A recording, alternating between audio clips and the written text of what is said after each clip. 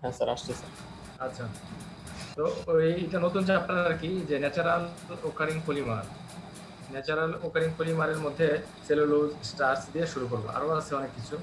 তো প্রথম আমরা সেলুলোজ এবং স্টার্চ দিয়ে শুরু করি আর কি।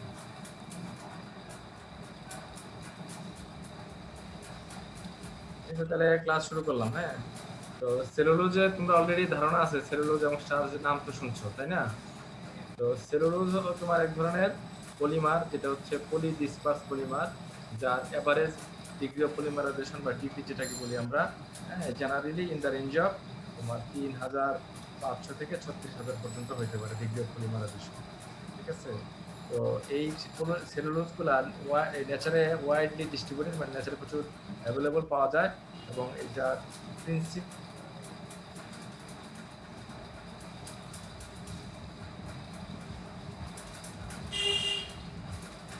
স্যার কথা পাওয়া আসতেছে যায়। না স্যার। এখন শোনা যাচ্ছে না? শোনা যাওয়ার কথা। স্যার এখন আসতেছে, একটু আগে আসেনি স্যার। আচ্ছা, ঠিক আছে। তো ওই যে সেলুলোজ মেইন যে সোর্স, তোমার প্রিন্সিপাল কনস্টিটিউয়েন্ট গুলো হচ্ছে কটন, জুট, হ্যাঁ, রাইমি বলে উড, মানে এগুলো হচ্ছে সেলুলোজের কনস্টিটিউয়েন্ট আর কি। আর তোমার cellulose comprise more than one third of all vegetables matter and the world largest renewable source cellulose। ঠিক আছে, এবং approximately 50 billion tons is produced annually by land plants থেকে, এবং সোলার এনার্জি অ্যাবজর্ব করে around 4 into 10 to the 20 calorie. ঠিক আছে, আর cellulose can be find in pure form, but rather it is associated other material. যেমন এখানে কি থাকতে পারে, পিওর ফর্মে পাওয়া যায়, অন্য ম্যাটেরিয়ালও সাথে থাকতে পারে, যেমন লিগনিন, হেমিসেলুলোজ, হ্যাঁ, এগুলো থাকতে পারে। আর cotton contains the purest form of cellulose. তো কটনে তোমার সেলুলোজের পিউরেস্ট ফর্ম যেটা, সেটা কটনে থাকে। এবং উডে থাকে ইন দ্য ড্রাই স্টেটে, যেটা তোমার কত পার্সেন্ট থাকে, 40 থেকে 45% সেলুলোজ। আর লিগনিনে থাকে 15 থেকে 35%, এরকম। আর হেমিসেলুলোজে থাকে হচ্ছে 25 থেকে 40% পর্যন্ত। আর সেলুলোজটা মেইনলি ইউজ করা হয় টেক্সটাইল ইন্ডাস্ট্রিতে, ইন ক্লথস, কার্টুন তৈরিতে, কার্পেটে, ব্ল্যাঙ্কেটে, এগুলোতে তোমার সেলুলোজ গুলা ব্যবহার করা হয় তৈরিতে। সেলুলোজ তোমার অফেনলি আর অফেন লার্জলি লিনিয়ার, এবং they are insoluble, they are not soluble in water. কারণটা হচ্ছে যে because of the presence of, তাদের মধ্যে নিজেদের মধ্যে স্ট্রং ইন্টারমলিকুলার হাইড্রোজেন বন্ডিং থাকে। এবং কিছু কিছু ক্ষেত্রে, কিছু কিছু ক্ষেত্রে তোমার small amount of branching, cross linking থাকে। এই দুইটা কারণে তোমার সেলুলোজ ইজ নট, আর they are not soluble in water. এবং এই তারা হাইলি অর্ডার্ড ভাবে থাকে। হাইলি অর্ডার থাকা মানে হচ্ছে ক্রিস্টালাইনিটি বেশি, যে হাইলি অর্ডার ক্রিস্টালাইন সেলুলোজ, এবং তার যার ডেন্সিটি হচ্ছে 1.63 গ্রাম পার সিসি। তোমার এটা, এগুলো হচ্ছে প্রপার্টিজ বললাম। হ্যাঁ, তো এখন তারপরে যেটা করবো, যে আমরা সেলুলোজের স্ট্রাকচারের দিকে যাবো আর কি। মেইনলি তোমার সেলুলোজের স্ট্রাকচার এবং বন্ডিং, তোমাদের যদি বলা হয় যে ডিসক্রাইব, অথবা তোমার এই সেলুলোজের স্ট্রাকচার এবং বন্ডিং কি কি প্যাটার্নের হতে পারে, কি প্যাটার্নের হয়, এটা বর্ণনা করার জন্য, বা বলা এক্সপ্লেন করার জন্য, বা শো করার জন্য। তো তোমরা কি দ্বিতীয় স্লাইডটা দেখতে পাচ্ছ? স্ট্রাকচার এন্ড বন্ডিং এর কথাগুলো বলবো এখন আমি, এটা ইম্পর্টেন্ট খুবই। জি স্যার। তো এখানে লিনিয়ার সেলুলোজ, তোমার মেবি লিনিয়ার যে সেলুলোজ গুলা ক্রস লিঙ্কিং ছাড়া, তারা মেবি ডিজলভ ইন সলভেন্ট, এবং capable of breaking strong hydrogen bond. Hydrogen bond break করে তারা কি করতে পারে, সলভেন্টে ডিজলভ হতে পারে, যে সেলুলোজ গুলো লিনিয়ার থাকে। এখন সামটাইমস তোমার এগুলো কি ধরনের সলভেন্টে, inorganic acid, calcium thiocyanate, zinc chloride, lithium chloride, হ্যাঁ, অ্যামোনিয়াম হাইড্রোক্সাইড, এগুলোতে তোমার তোমার তারপরে কপার অ্যামোনিয়াম হাইড্রোক্সাইড এক ধরনের ফিটার রিয়েজেন্ট, এগুলোতে সলিবল হতে পারে। তো তোমার ফিগার 9.1 এখানে দেখতে পাচ্ছ যে দাগানো আছে। এখানে এই 9.1 ফিগার যেটা, আমরা স্ট্রাকচার যেটা বলি, mostly description of the repeating unit of cellulose. হ্যাঁ, যেটা কিভাবে রিপিটিং ইউনিটটা সেলুলোজ স্ট্রাকচারে থাকে একটা পর একটা সাজানো। তারপরে আমি লিঙ্কেজের কথাগুলো আসবো পরে আরেকটা ফিগারে। তো এই দেখো রিপিটিং ইউনিট গুলো, যদি আমরা এটা রিপিটিং ইউনিট বলি, দেখো এভাবে তোমার তোমরা অলরেডি মনে হয় পড়ছো আগে অর্গানিক কেমিস্ট্রি, যে সেলুলোজের স্ট্রাকচার। আর নিচের যে স্ট্রাকচারটা, এটা হচ্ছে 3 ডাইমেনশনাল স্ট্রাকচার, 3D স্ট্রাকচার সেলুলোজের। তো এখানে লিঙ্কেজটা কি ধরনের থাকে তোমাদের মনে আছে? সেলুলোজের লিঙ্কেজ কি থাকে? 1,4 লিঙ্কেজ থাকে, ঠিক আছে? এবং সেলুলোজের যে নাম্বারিংটা, এই নাম্বারিংটা কিভাবে করা হয়?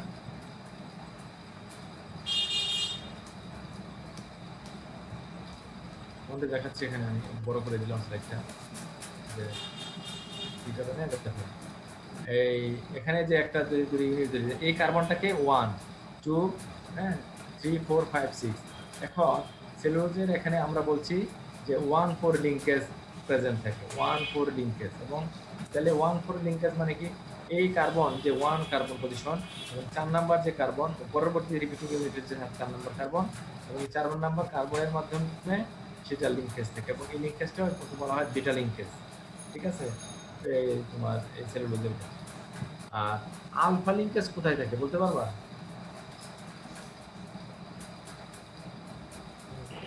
স্টার্চে থাকে। হ্যাঁ, আলফা লিঙ্কেজ থাকে, সেখানেও 1,4 লিঙ্কেজই প্রেজেন্ট, বাট সেটা হচ্ছে আলফা লিঙ্কেজ। এই যে দুইটা পার্থক্য, geometrical consequence of the difference is great, মানে অনেক বেশি। কারণটা কি? কারণটা হচ্ছে যে the linear arrangement of cellulose with the beta linkage gives an arrangement যেখানে হাইড্রোক্সিল গ্রুপটা, দেখো হাইড্রোক্সিল গ্রুপগুলা যখন স্ট্রাকচারটা করাবো তখন আরো ক্লিয়ার হবে তোমাদের কাছে। স্যার, হ্যাঁ বলো। আলফার বিটা লিঙ্কেজটার মানেটা কি স্যার? মানে আমি 1/4 আসতেছি, তো আচ্ছা, জি আচ্ছা স্যার। আচ্ছা এটা আসবো, যখন স্টার্চে দেখাবো দুইটা একসাথে দেখাবো, ঠিক আছে? আলফা লিঙ্কেজ আর বিটা লিঙ্কেজ পার্থক্য, দুইটার দুই ধরনের পার্থক্য। যে এই যে বলা হচ্ছে যে হাইড্রোক্সিল গ্রুপটা যে আছে, হাইড্রোক্সিল গ্রুপটা, হ্যাঁ, এই যেটা তোমার reside somewhat uniformly on the outside of the chain allowing allowing close contact and ready hydrogen bond formation between chains। মানে হচ্ছে দেখো যে এখানে হাইড্রোক্সিল গ্রুপ, এই যে তোমাদের প্রশ্ন করি, মনে করো এটা একটা রিপিটিং ইউনিট, এটা একটা রিপিটিং ইউনিট, আমি বলছি এটা একটা নাম্বারিং তো করছি, 1 নাম্বার কার্বন, এটা হচ্ছে 4 নাম্বার কার্বন, তাহলে 1 নাম্বার 2 3 4 5 6, এটা তো carbon, 6 number carbon, 6 number carbon একটা হাইড্রোক্সিল গ্রুপ প্রেজেন্ট আছে, ঠিক আছে? তাহলে এই 1 নাম্বার কার্বনের অক্সিজেনটা দেখো কিভাবে অ্যারেঞ্জমেন্ট আছে, এটা খেয়াল করো।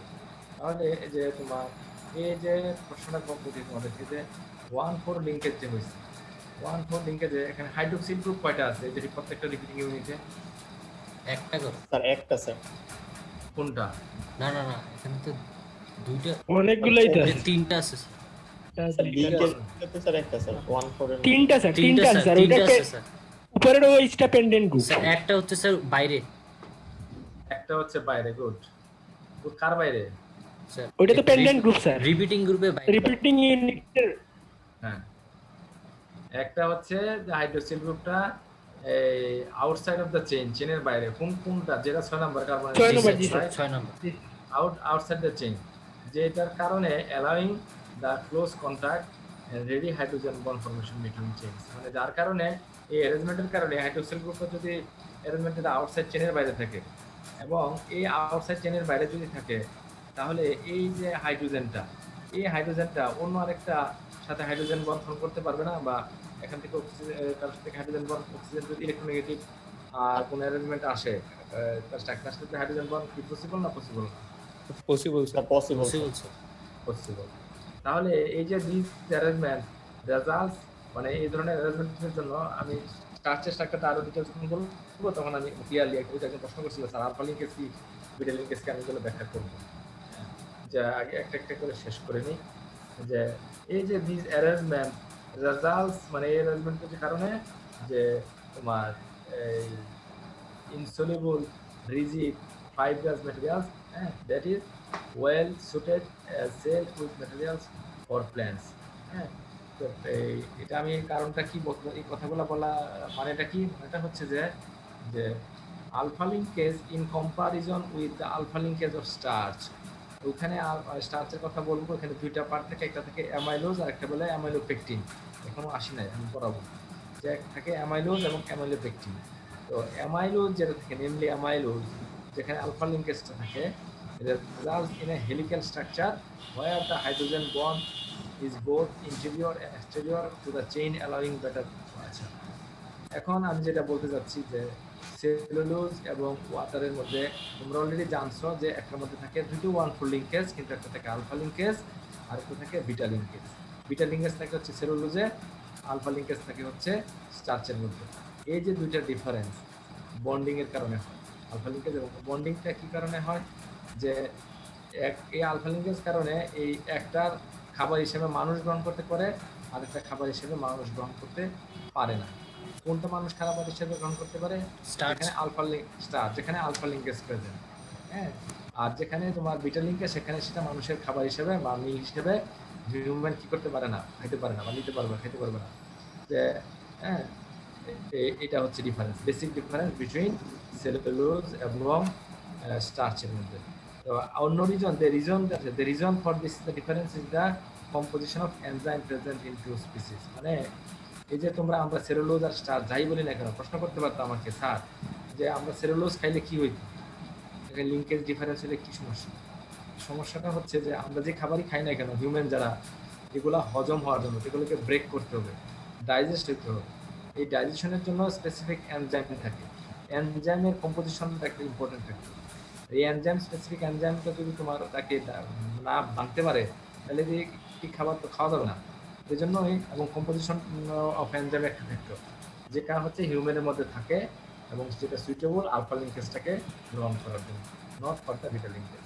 এটাই বলা হয়েছে এখানে, composition of enzyme present in two species, মানে হিউম্যান এর মধ্যে এই কম্পোজিশন এনজাইমটা থাকে, যার কারণে আলফা লিঙ্কেজটা বা স্টার্চটাকে আমরা ডাইজেস্ট করতে পারি বা খাবার হিসেবে নিতে পারি। For humans with enzyme capability বলা হয়েছে এখানে, যে দেখো আমি যে কথাগুলো বলছি, for humans with enzyme capability to lyse or break, মানে ব্রেক করা বা লাইজ, আমি অলরেডি বলে ফেলছি এটা কথাগুলো, যে আলফা লিঙ্কেজটাকে ব্রেক করতে পারে। অথবা গরু তারা কি করতে, তারা খায় হচ্ছে খড় হচ্ছে, খড় চিহ্ন তো নাকি? জি স্যার। জি স্যার। এই যে গরুর খাবার হচ্ছে হ্যাঁ খড়, এই খড়েও সেলুলোজ থাকে এবং সেলুলোজে সেখানে বিটা লিঙ্কেজ থাকে, যেখানে বলাই আছে যে গরুর খাবার হচ্ছে খড় জাতীয় খাবার, এবং ওখানে বিটা লিঙ্কেজ প্রেজেন্ট, এবং তার যে ডাইজেস্টিভ সিস্টেম বা ওই এনজাইম, সে ওই বিটা লিঙ্কেজটাকে ব্রেক করতে পারে, যার কারণে তাদের জন্য এই খাবারটা প্রযোজ্য। হ্যাঁ, অথবা যে স্টোমাকে যে অ্যাসিড থাকে হিউম্যানের ক্ষেত্রে, and most animals can degrade polysaccharide to the energy giving monosaccharide। তোমাদের যখন ওই যে বায়োকেমিস্ট্রি পড়াবো অথবা মেডিসিনাল কেমিস্ট্রি পড়াবে, আমি পড়াই বা যে স্যার পড়ায়, আমিও পড়াই এটা, তখন এই জিনিসগুলো ওই যে হরমোন, এনজাইম, ডাইজেশন সিস্টেম, তারপরে তোমার কীভাবে এনার্জিতে কনভার্ট হয়, পলিস্যাকারাইড থেকে ন্যাচারাল, এগুলো তো ম্যাক্রোমলিকুল, সেলুলোজ স্টার্চ ম্যাক্রোমলিকুল, এই ম্যাক্রোমলিকুলগুলো থেকে কীভাবে স্মল প্রিকারসার কনভার্ট করা হয়, যেমন তোমার প্রোটিন থেকে অ্যামাইনো অ্যাসিডে কনভার্ট করা হয় কীভাবে, বা এইগুলো তোমার এইগুলো বায়োকেমিস্ট্রিতে ডিটেল পড়ানো হবে। আমাদের আজকে যে টপিক পাচ্ছি এখানে এই বেসিক পার্থক্য, স্ট্রাকচারাল পার্থক্যটা বলতে চাচ্ছি আমি, structure and bonding of cellulose এবং স্টার্চের মধ্যে। আচ্ছা, এখানে আমাদের তেমন দেখানোর কিছু নাই, কতগুলা বিষয় আছে, আমরা পরে স্লাইডে যাবো। এটা এখন আসো, যেটা বলতেছিলাম তোমার, আমি তোমাদেরকে প্রশ্ন রাখবো, যে খেয়াল রাখবো যে আগেরটা যেটা পড়াইছি ওইখানে যেখানে পড়াইছি তোমরাই আনসার করতে পারবে, স্যার তার লিঙ্কেজটা কোথায় পার্থক্য হইল বা কি সমস্যা। যে দেখো, এই স্টার্চের মধ্যে আমি বলছিলাম সেলুলোজের মেজর স্ট্রাকচারাল পলিস্যাকারাইড, হ্যাঁ, যেটা প্ল্যান্ট এনার্জি স্টোরেজ করে, এবং তোমার এই বলে ফেলছি অলরেডি এটা। আর স্টার্চের ক্ষেত্রে স্টার্চটাকে যে স্ট্রাকচারাল যদি বলি, can be divided into two general structure, largely একটা হচ্ছে লিনিয়ার অ্যামাইলোজ আর একটা হচ্ছে ব্রাঞ্চড অ্যামাইলোপেকটিন। মানে লিনিয়ার মানে কি, লিনিয়ার এখানে কোনো ব্রাঞ্চিং নাই, ঠিক আছে। আর অ্যামাইলোপেকটিনের স্ট্রাকচারটা দেখলে তুমি বুঝে যাবে আসলে ঘটনা কি, যে এই যে স্ট্রাকচারটা ফিগার 9.17, এটা হচ্ছে অ্যামাইলোজ, যেটা স্ট্রাকচারালি লিনিয়ার। এবং মোস্ট, এখানে দেখো আমাকে প্রশ্ন করছিল না একজন, যে স্যার আলফা লিঙ্কেজ আর বিটা লিঙ্কেজ, আচ্ছা এটা আমি আরো তুমি নিজে আনসারটা খুঁজে পেয়ে দেবা। দেখো, এই স্টার্চে যে অ্যামাইলোজের যে স্ট্রাকচারাল অ্যারেঞ্জমেন্ট, যে 1 নাম্বার কার্বন, আর এখানে যে লিঙ্কেজটা 1,4 লিঙ্কেজ, পার্থক্যটা কি আমার বলো তো দেখি। আগেরটা তো দেখাইলাম একটু আগে, আগেরটার 1 নম্বরের ওএইচটা ছিল স্যার, আর 4 নম্বরটার আগেটা স্যার ওএইচ গ্রুপটা স্যার উপরে নিচে, স্যার স্টার্চের ক্ষেত্রে ওএইচ গ্রুপের নিচের দিকে থাকে, আর সেলুলোজের ক্ষেত্রে উপরের দিকে। আমি বুঝি নাই। কার্বনের নাম্বার দিয়ে বলো। আগেরটার ক্ষেত্রে স্যার 1 নম্বর কার্বনের ওএইচটা থেকে স্যার ইয়ে হইছে স্যার, মানে এইচটা এক নাম্বার ধর এটাকে যদি আমি 1 নাম্বার বলি, তাই তো বলছো তুমি? জি স্যার। 1 নাম্বারে এখানে অক্সিজেনটা উপরে ছিল, রাইট? এটা বলতেছো? জি জি স্যার। জি স্যার। হ্যাঁ। জি স্যার ওইটাই। আর এখানে কিন্তু 4 নম্বরটা 4 নাম্বার কার্বনের অক্সিজেনটা পুরোপুরি তার অন্যদিকে আরেকটা ডিফারেন্ট স্যার। পজিশনে বা অ্যারেঞ্জমেন্টটা ডিফারেন্ট, ঠিক আছে? দিস ইজ দ্য বেসিক পার্থক্য হচ্ছে এই জন্য আলফা লিঙ্কেজ এবং বিটা লিঙ্কেজ। আমি আরো ডিটেল বলবো তোমাদেরকে, আসতেছি, তোমরা নিজেরই আনসার পেয়ে যাবা যে স্যার এই হচ্ছে মানে ব্যাপার।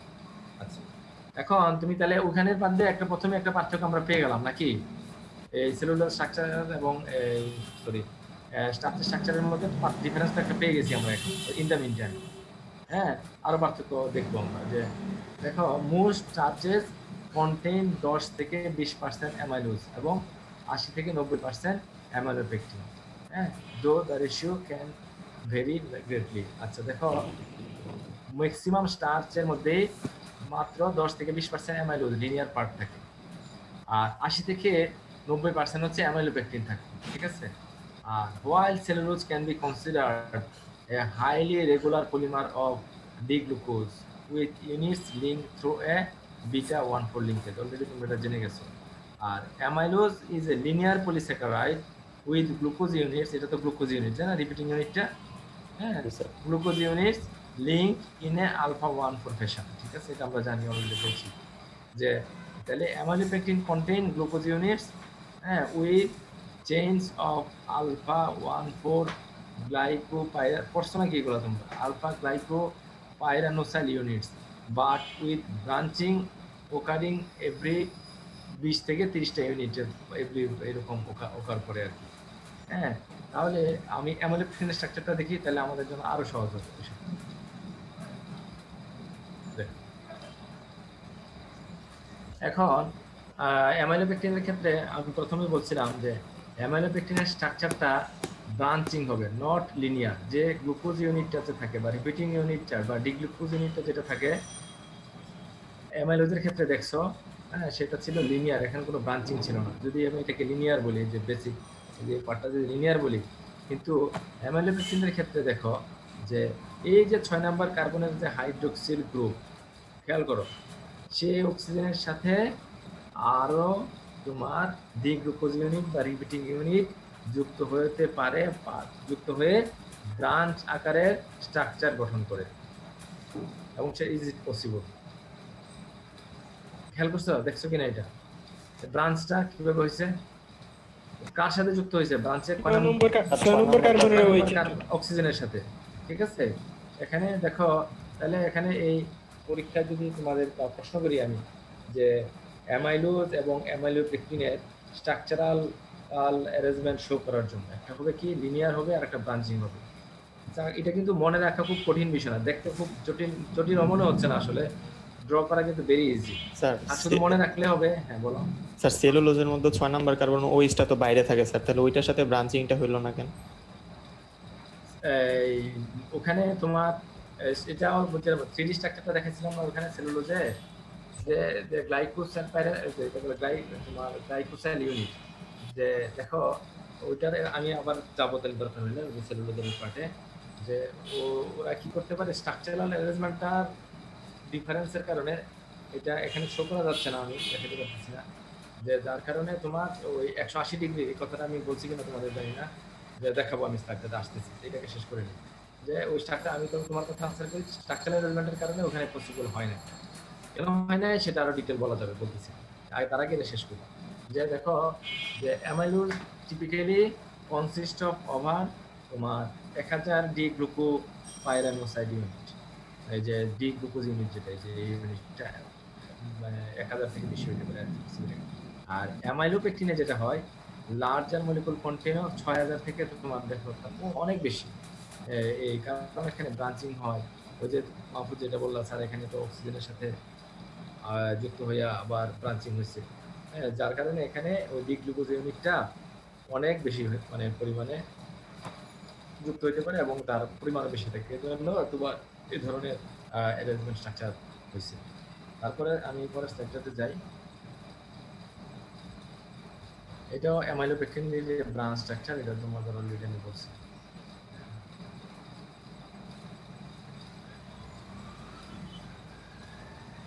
আচ্ছা, এই তোমাদের এই একটা জিনিস তোমাদেরকে দিব, ওই যে হোমওয়ার্ক যে লেখো, ওই যে খাতা কলম আছে।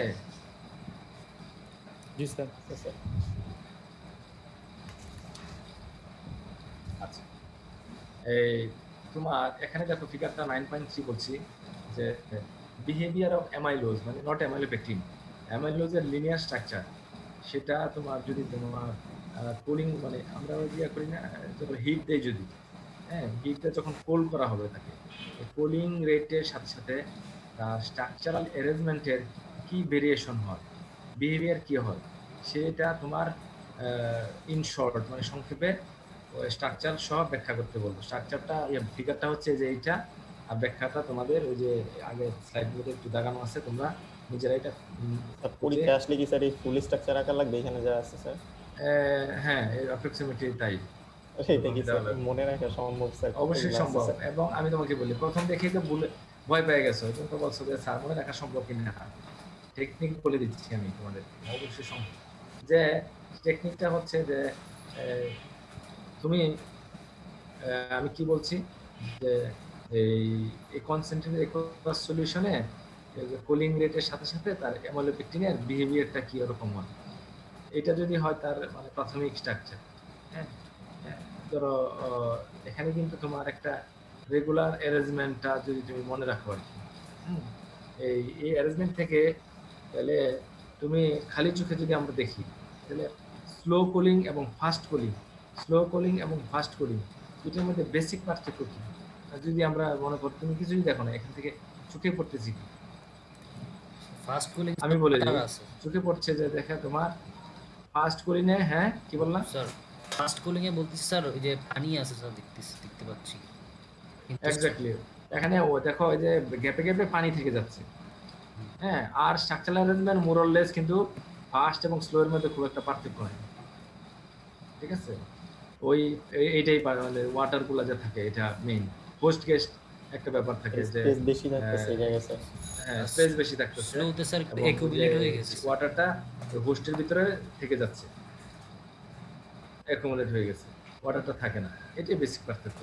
আর ইন শর্ট তোমরা এটাই তোমাদের হোমওয়ার্ক দিলাম, তোমরা দু একটা জিনিস এখান থেকে দেখে লিখবে, হ্যাঁ, এই বেশি না পড়ায় আর আজকে পর্যন্ত পড়াবো, কিন্তু তার আগে ওই যে মাহফুজের যে প্রশ্নটা, এই প্রশ্নের আনসারটা আমি তোমাদের কাছ থেকে বের করতে যাচ্ছি। যে দেখো আমি আবার এখানে আসলাম, সেলুলোজের ক্ষেত্রে আসলাম, স্ট্রাকচারটা একটু দেন। হ্যাঁ সেটা।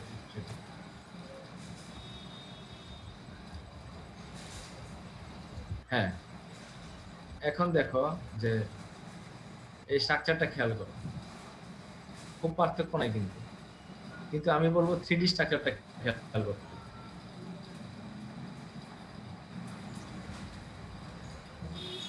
এখানে কি স্যার স্টেরিক ফ্যাক্টর কাজ করে? হ্যাঁ বলো। স্যার সেখানে স্যার হাইড্রোজেন এক ফর্ম করে নাম্বার বলে স্যার, স্যার আমরা যদি স্যার শুধু একটা স্ট্রাকচার কল্পনা করি স্যার। আচ্ছা, একজন করে বলো। আচ্ছা, মাহফুজ বলো, পরে তোমাকে দেবো। পরে কি অনি বলতেছিলা? না স্যার অঙ্গন স্যার অঙ্গন। আচ্ছা স্যার আচ্ছা, এক নাম্বার কার্বনের যেটা লিঙ্কেজটা হয়েছে অক্সিজেন, ওইখানে স্যার অক্সিজেনের সাথে একটা হাইড্রোজেন ছিল না স্যার? কোনটার ক্ষেত্রে বললা? স্যার এক নাম্বার কার্বন। 1 নাম্বার কার্বনে, হ্যাঁ এটা। হ্যাঁ স্যার, এখানে অক্সিজেনের সাথে হাইড্রোজেন ছিল না যেখানে লিঙ্কেজটা হয়েছে স্যার? হ্যাঁ স্যার তাহলে এইখানে যদি অক্সিজেনের সাথে হাইড্রোজেনটা থাকে স্যার, তাহলে ধরেন এইটা তো ওএইচটা 6 নাম্বার কার্বনের ওএইচ এর সাথে নরমালি যদি কোনো বাধা না থাকে স্যার, এটা তো বন্ড করতে পারে।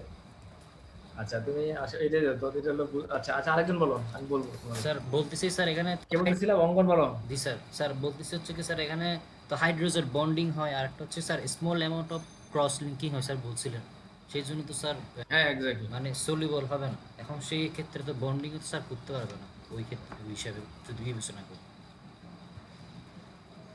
হ্যাঁ,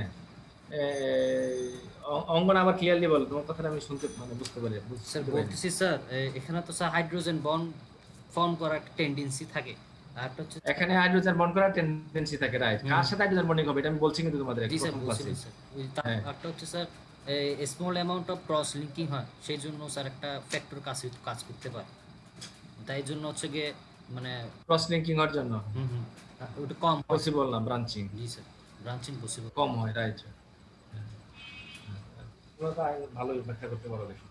আর কেউ একজন বলবা, ও কিন্তু অঙ্গন বলছিলা নাকি, কে বলছিলা জি কথাটা? স্যার, আমি স্যার অঙ্গন স্যার। এখন স্যার আমি অঙ্গন স্যার। আচ্ছা, অঙ্গন। স্যার ভেরি তাহলে কি স্যার ব্রাঞ্চিংটা হইলেও খুবই অল্প পরিমাণে হয় স্যার?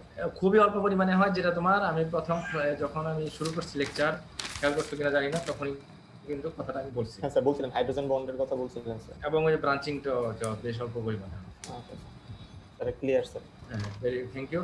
তাহলে তোমাদের অল্প শর্ট পড়াইলাম আজকে, দুইটা জিনিস পড়াইলাম। একটা হলো structure and bonding of cellulose এবং প্রপার্টিজ এবং কোথায় কোথায় পাওয়া যায় এবং তার অ্যাপ্লিকেশন কি সেলুলোজের স্পেশালি।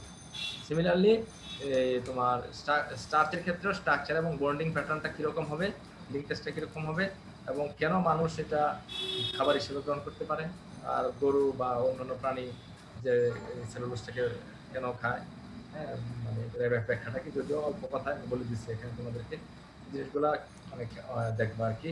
আর তোমাদের একটা হোমওয়ার্ক দিছি আজকে, যে ওই জিনিসটা, যে কোডিং রেটের সাথে এই অ্যামাইলোজের কথাই বলছিলাম নাকি, অ্যামাইলোজ না, অ্যামাইলোজের স্ট্রাকচার, হ্যাঁ অ্যামাইলোজের স্ট্রাকচার প্যাটার্নটা, এবং ফাস্ট এবং স্লো কোডিং করলে, তো ফাস্ট কোডিং করলে তাদের পার্থক্যটা কি হয়, মানে স্ট্রাকচারাল বিহেভিয়ারটা কি হয়, এটা বলছিলাম দেখার জন্য তোমাদের। ঠিক আছে, এখন তোমাদের এই পর্যন্ত থাকুক আজকে, স্যার কারণ এই চাপ। হ্যাঁ বলো স্যার, এই যে স্যার গত 2 ক্লাসে স্যার ম্যাটেরিয়ালস গুলো স্যার ম্যাটার, দেখা এক্স্যাক্টলি। হয়নি, হ্যাঁ, এটা তোমাদেরকে আমি আজকে বা কালকে দিয়ে দিব। ওই তোমাদের দিয়ে আমার একটু প্রবলেম ছিল, যার কারণে আমি আপলোড করতে পারি না আর কি। ঠিক আছে, তো আমি দিয়ে দিব এটা তোমাদের। ঠিক আছে, আচ্ছা আর আমার কাছে এখানে আছে, জাস্ট খালি মানে ওখানে দিয়ে দাও আর কি, আপলোড করে দাও। ঠিক আছে, আচ্ছা স্যার। আর এখানে দেখো তোমাদের একটু সুবিধা হবে, আমার হাতে কিছু লেখা আছে, দেখো ওই শিটগুলোতে বা দাগানো আছে, যখন তোমরা পড়তে যাবা শিটগুলা, তোমাদের মানে সুবিধা হওয়ার কথা আর কি, বুঝছো? হিন্টস গুলা যেমন এখানে লিখে দিচ্ছি, স্ট্রাকচার এন্ড বন্ডিং স্লাইডে কি আছে, বা অন্য কিছু স্লাইডে কিন্তু এরকম আমার হাতে কিছু লেখা, আমার হাতের কিছু লেখা আছে, জিনিসগুলা খেয়াল করো কিন্তু তোমরা, তাহলে কাজে দিবে তোমাদের। বুঝতে পারছো? আচ্ছা, তাহলে এই চ্যাপ্টার, মনে করো এই চ্যাপ্টারে আরেকটা বা দুইটা লেকচার দিব। চ্যাপ্টারটা অত বড় না, আজকে কম ছোট করে লেকচার দিচ্ছি, যে ওই শেষ করে পরে আমরা আরেকটা চ্যাপ্টার এই থাকবে শুধু আমাদের কথা। বুঝছো? Okay sir. আচ্ছা, আশা করি যে এই মাসে শেষ করে দিব সিলেবাস। বুঝছো মাহবুব? বন্ধ তো আছে স্যার কয়েকদিন স্যার, স্যার, পূজার বন্ধ স্যার। স্যার পূজার বন্ধ কবে থেকে জানি? 28। 23 তারিখ থেকে স্যার। স্যার 23 তারিখ থেকে হবে স্যার। ও 23 তারিখ থেকে। 23 তারিখের কি পূজার বন্ধের আগে শেষ করে দিব, এটা বলো? না স্যার, আমি বলতেছি স্যার বন্ধ আছে স্যার, এই জন্য। ও আচ্ছা আচ্ছা। স্যার আমাদের যদি স্যার এই সেমিস্টার সব শেষ করে দেন এইভাবে, তাহলে কি পরেরটা শুরু করে দিবে ইউনিভার্সিটি? জানি না, বুঝছো, দেখা যাক কি হয়। স্যার তাহলে একটু আস্তে করেন স্যার, যদি পরেরটা শুরু করে স্যার। তিনটা সেমিস্টার স্যার, 3-1 3-2 স্যার, 4-1 একসাথে 3 সেমিস্টার স্যার। এখন তো বোঝা যাচ্ছে, বুঝছো, যে কি হবে জানি না তো। স্যার আরেকটা যদি শুরু করে স্যার, সত্যি স্যার ওটা পারবো না স্যার, ওইটার লোড নিতে পারবো না স্যার। আচ্ছা শোনো, এখন টুকটাক কিছু পরীক্ষা নিব মাহফুজ তোমাদেরকে, এই তাহলে তোমাদের সুবিধা হবে। আমি চিন্তা করছি, তোমাদের তো 30 মার্ক না, অ্যাটেন্ডেন্সে 10, টার্ম টেস্টে 10, দুইটাতে 10 করে 20 নাকি? জি স্যার। জি স্যার। তো একটা টার্ম টেস্টের সমপরিমাণ পরীক্ষা কি নেওয়া যায় কিনা বলো তো দেখি তোমরা। স্যার অনলাইনে পরীক্ষাটা স্যার একটু কি রকম?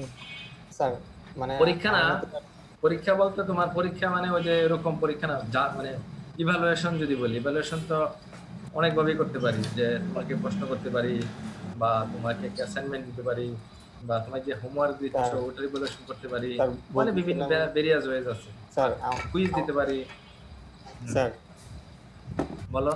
স্যার আমি বলতেছিলাম যে স্যার আমাদের তো স্যার এখন ওইভাবে পারবেন না সবার কাছে পরীক্ষা রিচ করতে। স্যার আমাদের এখন একটা অ্যাসাইনমেন্ট দিয়ে দেন মোটামুটি, স্যার ধরেন একটা টপিকের উপরে কোশ্চেন ফিক্সড করে আমরা ওগুলো জমা দিই স্যার। আর ভার্সিটি খোলার পরে স্যার যখন ক্লাস হবে স্যার, তখন শুধু একটা টার্ম টেস্ট নিয়েন, তাহলে এনাফ হয়ে যাবে। এইটা আর ওইটা দুইটা যদি একসাথে সিমিলার করে নেন স্যার। ভালো বলছো, অ্যাসাইনমেন্ট দিব, মনে করো যে শুধু একটা অ্যাসাইনমেন্ট দিয়া তো 10 মার্ক কি বলে লেট করা যাবে না। অ্যাসাইনমেন্ট নেওয়া হয় দিলাম, তোমার কথা স্যার তোমাদের কথা অ্যাসাইনমেন্ট মেনে স্যার নিলাম। দিচ্ছি স্যার এখন। অ্যাসাইনমেন্ট দিচ্ছ মানে এটা তোমাদের স্যার এখন এই যে যে দিতেছেন কত শুধু বড় ক্লাসের পরের উপরে দিতেছেন না। হ্যাঁ ক্লাসের যদি পর দিচ্ছি। টপিকস এর উপরে আপনি নির্দিষ্ট করে দিয়ে দেন, দিব পরীক্ষার সেটা মানটা দিব better। পরীক্ষার মত দিব। এবং তোমাদের এটা তো একটা দিব, এটা একটা পার্ট থাকবে ইভ্যালুয়েশনে, তোমাদের কথাটা আমি নিব। কিন্তু সাথে সাথে এটা দিয়ে আসলে প্রপারলি জাজ করা যাবে না, কারণ হচ্ছে এই অ্যাসাইনমেন্ট দিলা, প্রশ্ন দিলাম, তোমার এটা তো দেখে উত্তর দিলা, এটা ঠিক আছে, কিন্তু ওই জাজমেন্টের জন্য আরো কয়েকটা পন্থা অবলম্বন করা যেতে পারে। ধরো এক একজনের পারফরমেন্স তো এক এক রকম হবে, ঠিক আছে। আর অ্যাসাইনমেন্ট গুলো মোরলেস কি হয়, সবারই প্রায় কাছাকাছি হয়। ক্লাসে শর্ট কোয়েশ্চন জিজ্ঞেস করলে আছে, উপায় আছে আমার কাছে, তোমরাও ডিসকমফোর্ট ফিল করবে না, আমিও ডিসকমফোর্ট ফিল করবো, এরকম উপায়ও আছে, বের করতে মানে আসতে পারবা, খুঁজে পারবা, সমস্যা হবে না।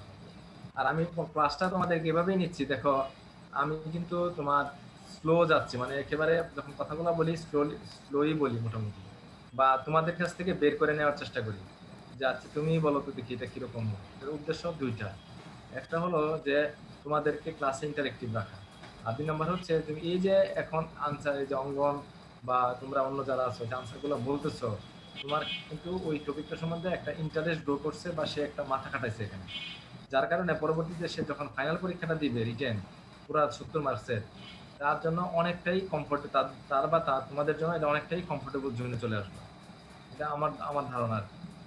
হ্যাঁ, কারণ সে তো তখন ওই যে ও স্যারের কাছে যেরকম বলছিলাম, তার মাথার মধ্যে এটা একটা পজিটিভ ধারণা তৈরি হবে, আমার ধারণা। তোমরা কি বলবো? স্যার এক্সাম স্যার অনলাইন হলে স্যার অনেক তো স্যার এক্সাম দিতে পারবে না স্যার, অনেক ক্লাস করতে পারতেছে না স্যার। আরে বুঝোই না আমার কথা। এক্সাম তো অনলাইনে নিব বলতে কি, তোমার দোকান থেকে কি বললাম যে একবারে দাম পেয়েছে, বসো খাতা নিয়ে বসো পরীক্ষা নিলাম, এটা কি সেরকম পরীক্ষা নিচ্ছি নাকি? নিবো নাকি? ওই যে মাহবুব যেমন বললো স্যার আমাদের একটা অ্যাসাইনমেন্ট দিয়ে যে কোনো একটা টপিক থেকে প্রশ্ন করে দিলাম, হ্যাঁ এইটার উপর একটা মার্কিং হবে। অথচ ওই আরেকজন প্রস্তাব করলো যে স্যার তাহলে ছোট ছোট প্রশ্ন জিজ্ঞেস করেন ইন্ডিভিজুয়ালি, সেটাও একটা ইভ্যালুয়েশন হতে পারে। সব টোটাল মিলে একটা তো টাম্পারেচার আকারে 10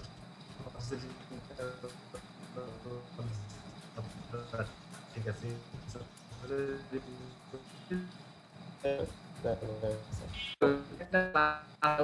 প্রত্যেকটা ক্লাসে আমার ওই প্রশ্ন থাকে তোমাদেরকে, এমনি ক্লাসও জিজ্ঞেস করি, আনসার করো তোমরা, অনেকে শুনে।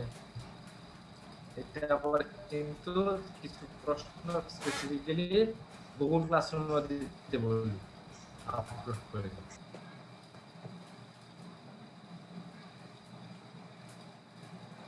তোমাদের কোর্স নিয়ে হয়তো মানে আমার ধারণা যে খুব একটা প্রবলেম,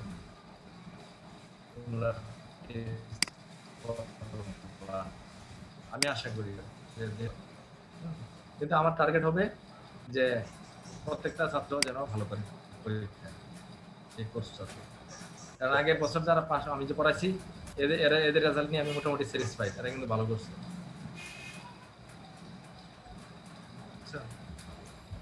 তো এই আর কি। তো ঠিক আছে, তাহলে নেক্সট আবার ক্লাস নিব না ওই বৃহস্পতিবারের, গত বৃহস্পতিবারের জন্য সরি আমি, কারণ আমি একটু ঝামেলায় ছিলাম, বাংলাদেশকে বলছি আমি আসলে সময় মতো করতে পারিনি। তো এই বৃহস্পতিবার আশা করি ক্লাস নিব, যদি এর আগে কোনো ক্লাস নেওয়ার সুযোগ থাকে হ্যাঁ সেটাও নিব। আর আমি দেখলাম যে সিলেবাস মোটামুটি ভালোই আমার ক্যাপচারের মধ্যে আছে, টু ক্রেডিট কোর্স তো, আবার খুব বেশি পড়ায় ফেললে তোমরাও আবার ডিসকমফোর্ট ফিল করবা। স্যার একটাই নেন এই সপ্তাহে, আরেকটা নিয়েন না, বৃহস্পতিবারে নিয়ে আসুন। তো দেখা যাক আর কি। অন্যরা তো কথাবার্তা বলো না, তোমরা আসছো নাকি না চলে গেছো সবাই? না স্যার আসি। আছো না? স্যার আসছি স্যার। আচ্ছা আচ্ছা ঠিক আছে, ভেরি গুড। তো শেষ করে দেই আজকে, তোমরা যদি বলো শেষ করে দেই। হ্যাঁ আচ্ছা, তো ভালো থাকো সবাই। আসসালামু আলাইকুম স্যার। হ্যাঁ শেষ করে দেবো। ওয়ালাইকুম আসসালাম।